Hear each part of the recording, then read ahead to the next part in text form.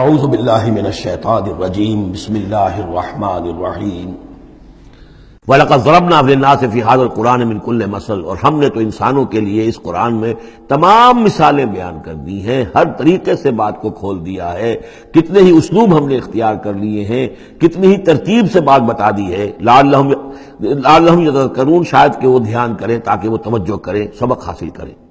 قرآن عربی غیر ذی عوج، اور ہم نے اس کو بنا دیا ہے قرآن عربی، فصیح اور بلیغ عربی زبان میں یہ قرآن ہم نے اتارا ہے، غیر ذی عوج، اس میں کہیں بھی کوئی ٹیڑھ نہیں ہے، کوئی کجی نہیں ہے، سلیس ہے، اس میں کہیں پہیلیاں اور بجھارتیں نہیں بجھوائی گئی ہیں۔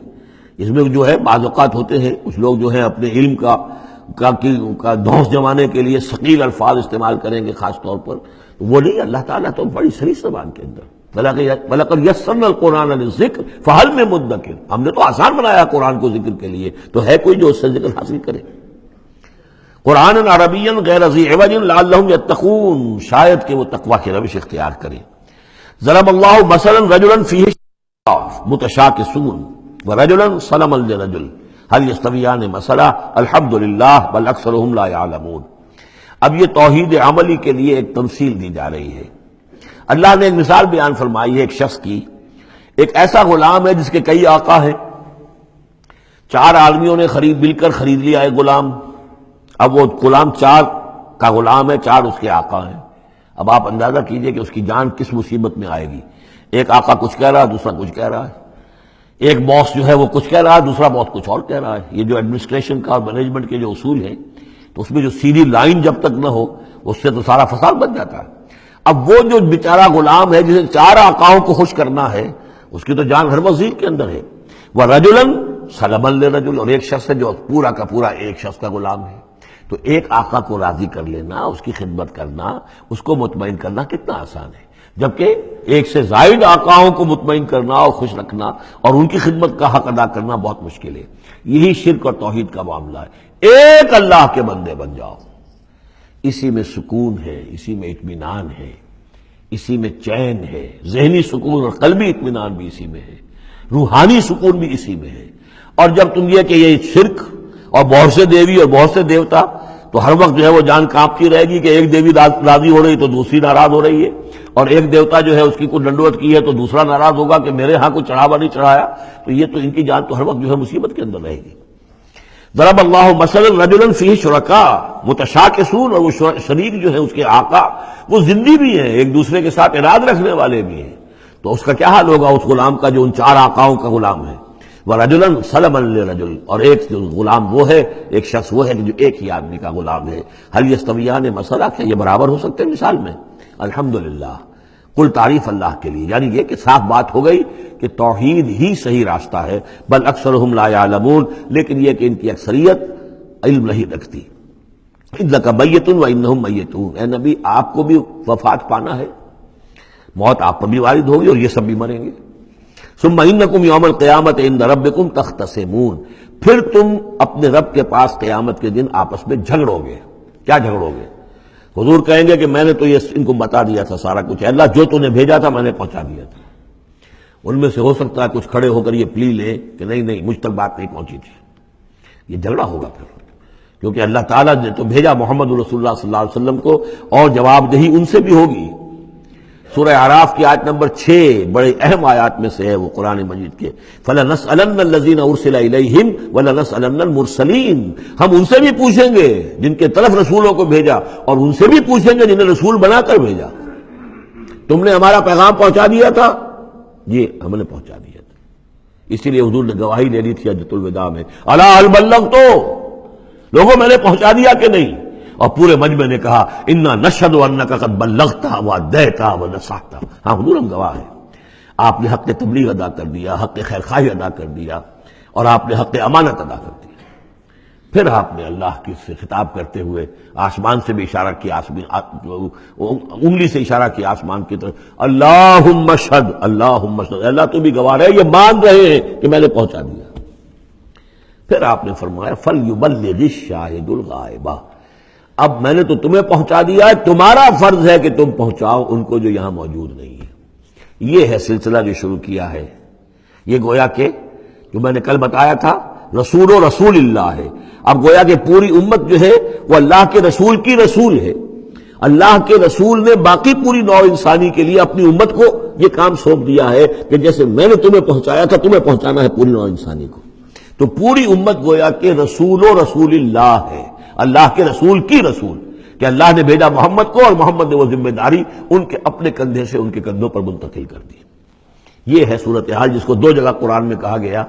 سورہ حج میں بھی ہم پڑھ چکے، هو اجتباکم وما جعل علیکم فی الدین من حرج الی قولہ تعالی لیکون الرسول شہیدا علیکم وتکونوا شہداء علی الناس۔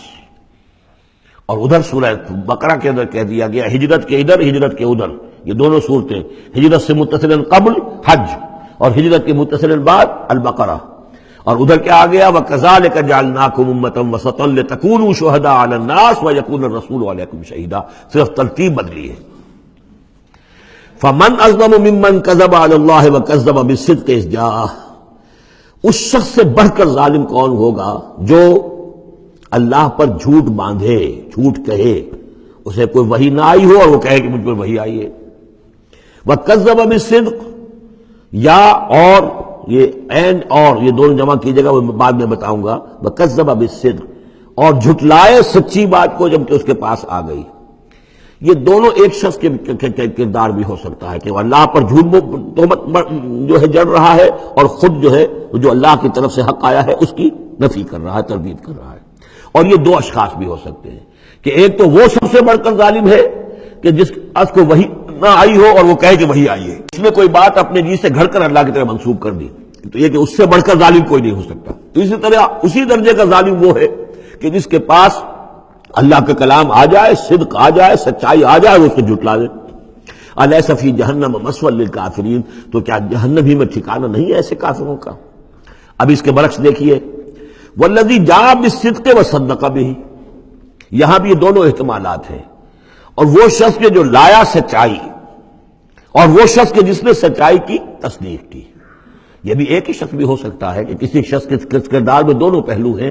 وہ راست باز ہے، خود بھی اس کا سارا معاملہ راستی پر ہے، اور پھر یہ کہ جو راستی جو حق اس کے سامنے پیش کیا جائے فوراً قبول بھی کرتا ہے، تصدیق بھی کرتا ہے۔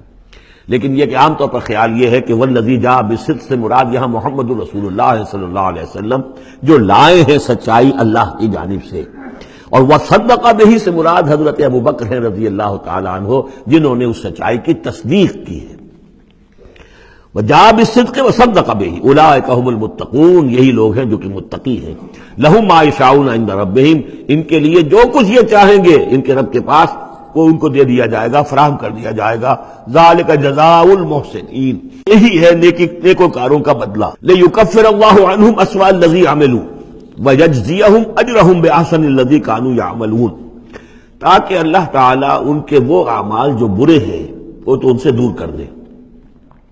یعنی ظاہر بات ہے کہ انبیاء تو خیر معصوم ہیں، ان سے تو کسی غلط بات کا جو ہے اگر کوئی امکان پیدا ہوتا بھی ہے بنائے طبع بشری تو اللہ تعالیٰ محفوظ کر لیتا ہے اور اس کا صدور نہیں ہونے پاتا۔ باقی تو ہر شخص سے خطا ہو سکتی ہے، غلطی ہو سکتی ہے، تو اللہ تعالیٰ جو ہے ان کے جو برے اعمال ہوں گے انہیں تو دور کر ہٹا دے گا، نامہ اعمال سے دھو دے گا۔ کوئی لغزش ہے، کسی وقت کوئی خطا ہو گئی ہے، کوئی ایسی شے ہے کہ جو ان کے ہاں ناپسندیدہ ہے، ان کے کردار میں ہے، اللہ اسے دور کر دے گا، دھو دے گا۔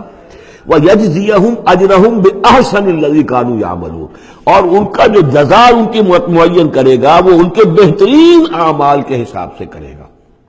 ظاہر بات ہے ہر نیکوکار کے تمام اعمال ایک جیسے نہیں ہوتے، نیکی کے بھی درجات ہیں، اونچے درجے کی نیکی، اس سے کمتر درجے کی نیکی، اس سے کمتر درجے کی نیکی، لیکن اللہ جب اس کی جزا کا معاملہ طے کرے گا، مقام و مرتبہ، تو اس کے بلند ترین جو اعمال ہیں اس کے حساب سے اللہ تعالیٰ اسے جنت میں مقام عطا فرمائے گا۔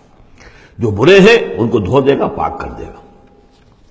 والذی جاء بالصدق وصدق بہ اولئک هم المتقون لهم ما یشاءون عند ربهم ذلک جزاء المحسنین لیکفر اللہ عنہم اسوأ الذی عملوا ویجزیہم اجرہم باحسن الذی کانوا یعملون۔ صدق اللہ العظیم۔